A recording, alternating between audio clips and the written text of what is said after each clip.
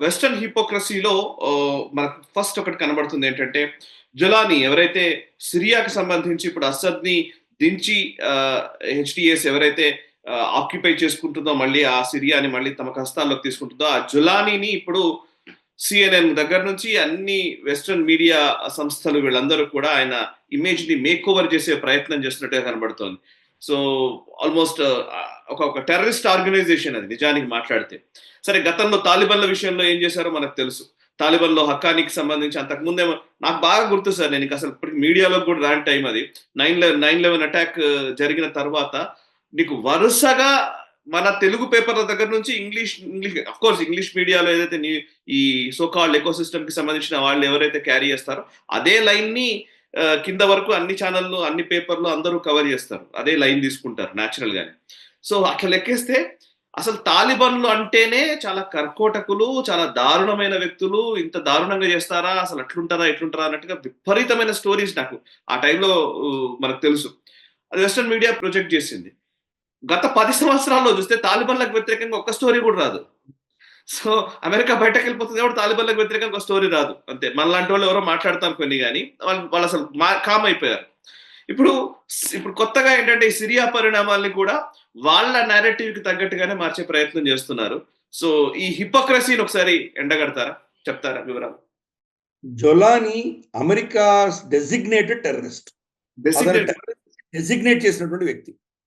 అంటే అతను ఎక్కడ దొరికినా అతని ఇన్ఫర్మేషన్ వచ్చినందుకు దానికి ఒక రివార్డ్ ప్రకటించారు.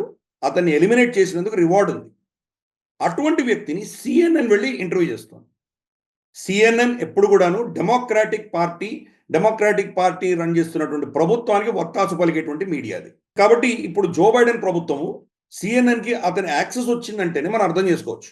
సడన్ గా ఇతను వాళ్ళకి చాలా ఇంట్రెస్టెడ్ పార్టీ. ఒకప్పుడు ఒసామా బిన్ లాదెన్ తయారు చేసిందే అమెరికా, అల్ ఖైదాని తయారు చేసిందే వాళ్ళే, ఐసిస్ వెనకాల వీళ్ళే హస్తం ఉంది. ఏ టెర్రరిస్ట్ ఆర్గనైజేషన్ చూసినా దాని వెనకాల అమెరికా హస్తమే ఉంటుంది. మనకి అన్నన్ని అస్త్రాలు వాళ్ళకి ఎక్కడి నుంచి వస్తున్నాయి? మాట్లాడేది ఒకటి, వీళ్ళు చేసేది ఒకటి. తాలిబాన్ని తిడతారు, తాలిబాన్ని వీళ్ళే వెనక నుంచి సపోర్ట్ చేస్తారు. సో ఇవన్నీ కూడాను వీళ్ళ డీప్ స్టేట్ యొక్క ఆలోచన దృక్పథం అంతా కూడాను రిసోర్సెస్ని వాళ్ళ అధీనంలో తీసుకోవాలని ప్రయత్నం చేస్తున్నారు. ఇన్ఫ్యాక్ట్ సిరియాలో జరిగినటువంటి మార్పు మనకు ఖతార్ నుంచి యూరోప్ దాకా గ్యాస్ పైప్ లైన్ వేయడానికి బషర్ అల్ అసాద్ రష్యా దానికి అడ్డుపడ్డారు కాబట్టి ఈ రెజ్యూమ్ని తీసేశారు అని ఇంకో ఆర్గ్యుమెంట్ వస్తుంది. జొలానీ అన్నటువంటి వ్యక్తి కంప్లీట్గా అమెరికన్ అసెట్ అని చెప్పేసి ఈరోజు మనకు అర్థమవుతుంది, స్పష్టంగా అర్థమవుతుంది. ఇన్ఫ్యాక్ట్ ఇజ్రాయెల్ తోటి మాకు ఎటువంటి విభేదాలు లేవు, ఇజ్రాయెల్ తోటి మేము కలిసి పనిచేయడానికి సిద్ధంగా ఉన్నామని కూడా స్టేట్మెంట్ ఇచ్చాడు.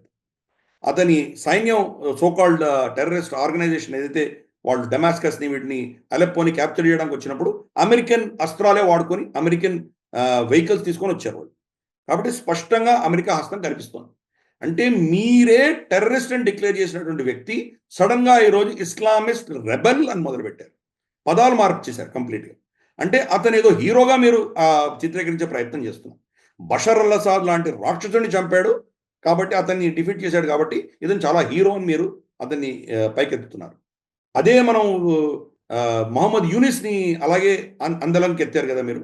ఇక్కడ హిందువులను ఊచకోత కోస్తున్నా కానీ కూడా మీ అసెట్ కింద అతన్ని ట్రీట్ చేశారు కదా మీరు. సద్దాం హుసేన్ మీకు అవసరం ఉన్నంత వరకు సద్దాం హుసేన్ వీళ్ళు సమర్థించారు. ఎప్పుడు ఇరాన్ ఖమేనీకి వ్యతిరేకంగా అతను పోరాటం చేసేంత వరకు అమెరికా సద్దాం హుసేన్ సపోర్ట్ చేసింది. వాళ్ళ అవసరం తీరిపోగానే సద్దాం హుసేన్ కంటే రాక్షసుడు లేడు అని చెప్పి మీరు దాన్ని చిత్రీకరించడం మొదలుపెట్టారు. వెపన్స్ ఆఫ్ మాస్ డిస్ట్రక్షన్ అన్నారు. ఇంత యుద్ధం చేసి ధ్వంసం చేసినా ఒక్క వెపన్ కూడా దొరకలేదు. లిబియా అంతే, ముమార్ గడాఫీ వీళ్లకు వెస్టర్న్ ప్రపంచానికి చాలా చాలా దగ్గరవాడు. అక్కడి నుంచి సప్లైస్ అన్ని కూడా చాలా అద్భుతంగా వెళ్తుండేవి, మినరల్స్ కానీ ఇవన్నీ కూడాను. సడన్ గా మీకు వ్యతిరేకంగా మీరు నిర్ణయించుకున్నప్పుడు అతన్ని చంపేశారు. సో మీకు అవసరం ఉన్నప్పుడు అతను మీకు పనికి వచ్చేవాడు, అవసరం లేనప్పుడు టెర్రరిస్ట్. ఇంతకంటే హిపోక్రసీ మనం ఎక్కడ చూడం. వెస్టర్న్ హిపోక్రసీ అంటే నిర్లజ్జగా సిగ్గు లేకుండా ఎవరిని ఎలా కావాలంటే వాళ్ళు దాన్ని చిత్రీకరించుకుంటూ వెళ్తారు వాళ్ళు. అలాగే మనం ఈవెన్ డెమోక్రాటికలీ ఎలక్టెడ్ ప్రభుత్వాల అధినేతలను కూడా మీకు నచ్చకపోతే వాళ్ళని డిక్టేటర్ల కింద డిక్లేర్ చేస్తారు. ఈరోజు జెలెన్స్కీ డిక్టేటర్ కాదా? అతనికి ఉన్న టర్మ్ అయిపోయింది. యాక్చువల్గా ఎన్నికలు గత 1 సంవత్సరం క్రితమే ఎన్నికలు నిర్వహించవలసి ఉంటుంది. అక్కడ ఎన్నికలేం జరగలేదే. ఏ అధికారంతో అతను ఇప్పుడు కూడా ఇంకా కంటిన్యూ అవుతున్నాడు.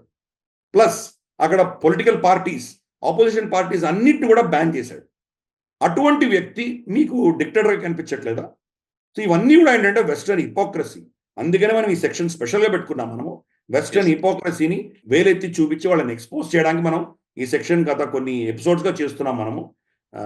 అఫ్ కోర్స్ ఈ హిపోక్రసీ ఇందాక మనం ఈ ఎపిసోడ్లోనే మాట్లాడిన ఎన్నో అంశాల్లో కూడా ఈ హిపోక్రసీ కనిపిస్తుంది. అయినా ఒక సెక్షన్లో ఒక అంశం తీసుకుంటున్నాం మనం, అబ్సల్యూట్ హిపోక్రైట్స్. ఈ వీడియో మీకు నచ్చినట్టయితే లైక్ చేయండి, 10 మందికి షేర్ చేయండి. అలాగే కామెంట్ల రూపంలో మీ అభిప్రాయాలను మాతో పంచుకోండి. Nationalist hub group of channels ను సబ్స్క్రైబ్ చేసుకుని తెలుగునాట జాతీయవాద జర్నలిజాన్ని ప్రోత్సహించండి. ఈ వీడియో కింద ఉన్న బెల్ ఐకాన్ పై క్లిక్ చేయడం మర్చిపోవద్దు.